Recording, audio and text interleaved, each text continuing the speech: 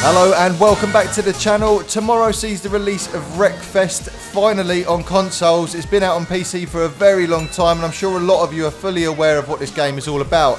However, I was very lucky and I actually received my copy a couple of days early.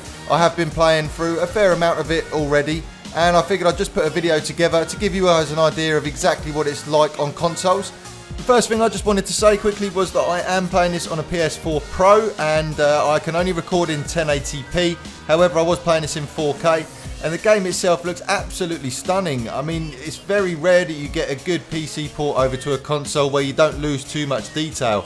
But genuinely, this looks fantastic. And what's even more impressive is the fact that they've managed to get this running so smoothly, certainly on the PlayStation 4 anyway that I was playing on. When you take into account the fact that there is 24 cars on the track, you've got stuff everywhere by the end of a race. The cars are deformable, the body parts all fall off and litter the track. The actual sides of the track made of the concrete, you can break that off and leave that on the track as well. And there's tyres all over the place. There's so much stuff going on screen at any one point. And my PlayStation at least didn't actually suffer any slowdown through that entire process. In terms of gameplay, the cars feel so good. It really does feel like the true successor to the Flat Out series.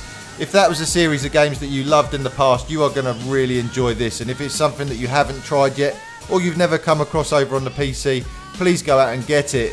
Again, I don't know what this game is priced at around the world, but here in the UK, I managed to get the copy for £25 from an online retailer.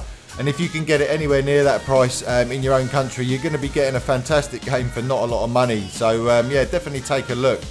When it comes to the cars themselves, there's everything on offer here that you would expect from a racing game these days. There's plenty of options in terms of changing the colour, changing the design. You can add body parts to it, change the exhaust over, and also all the performance upgrades are available. But on top of that, there is plenty of options and settings within the game that you can actually change to make your car drive very differently as well. There's even an option to lock the differential if you fancy that tail-happy run around a dirt track. But equally, you can soften it up if you fancy a little bit more grip through the corners. The game modes on offer here are pretty standard fare these days when it comes to racing games. You've got a custom event creator, so you can just create what you want. Now, obviously, with this game you can go a little bit crazy with that because there is so many different options in terms of vehicle and everything, but I'll go into that in just a second. On top of that, you've got your career mode, which actually looks a lot like Drive Club's career mode if you ever actually played that game. It's based on a point structure. Once you get to enough points, you then unlock the next league and so on and so forth. And then there's online, which I haven't actually tried yet, so I can't really comment on that. But I will be having a go on that in the next few days and I'll be sure to put another video out once I have tried it.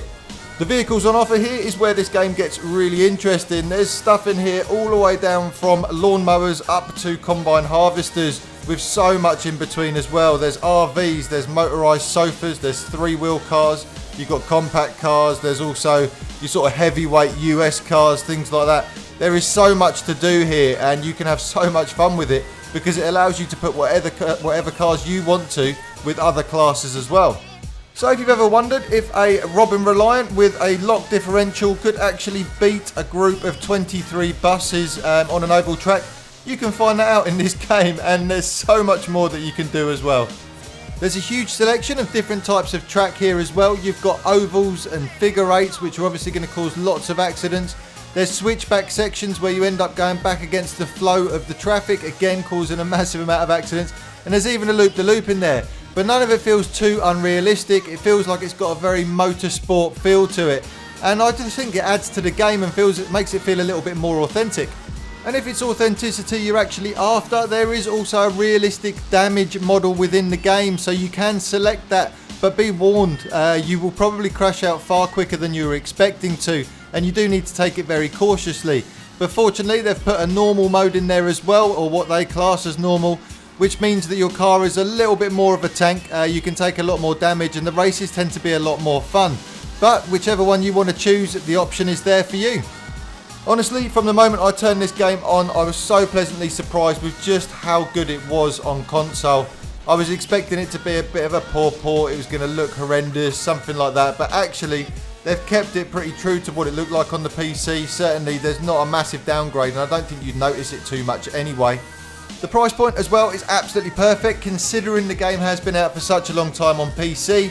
I feel like the price point they've gone in with makes a lot of sense rather than having an overinflated console price of £40 to £50 because it's just not going to encourage people to do it. But at this price, I can assure you this game is worth every penny. And once I get online, obviously, and do another video for you all, we'll get a better understanding of what the longevity of the game is going to be like. But so far, I've put 3 to 4 hours into it. I've enjoyed every minute of what I've been playing with it. I've had the family involved with it. They've all really enjoyed this game. I just think it's so much fun. And like I say, again, the price for it is it's well worth that money. I've really got nothing negative to say about it. I've had a really good time with this game. And I think I'm just going to leave it there, to be honest. I think I've said enough. I absolutely love it. I've enjoyed every minute that I've played it so far.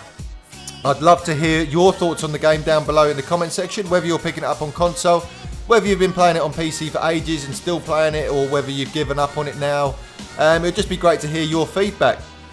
We've got a big update coming down for GT Sport tomorrow, so I am going to be busy over the next few days putting stuff together for that. But I am going to try and get another Wreckfest video out to you very shortly as well. I might even try and get one in between some of that stuff. So keep your eyes peeled on the channel. If you're new to the channel, for that matter, make sure you subscribe. I've got content like this coming out all the time. And drop the video a like if you've enjoyed what you've seen today. Thanks for stopping by, and I'll see you all on the next one.